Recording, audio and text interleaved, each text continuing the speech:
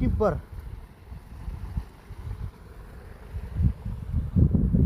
આપણે કેવું ખેડૂત મિત્રોને જણાવો કે આપણે ઘઉં વાવેલા છે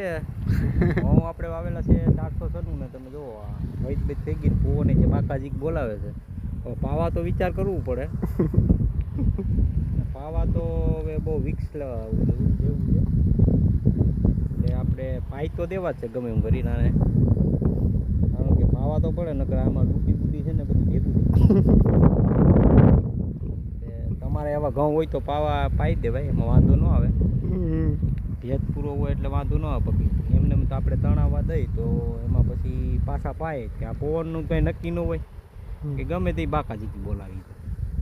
એને તો હું વાલ ખોલવાનો જ હોય ડાયરેક્ટ આમ કંઈ એમ કરી નાખો એટલે કામકાજ પૂરું થાય એને લેવા દેવું નથી ને આપણે લેવું છે આમ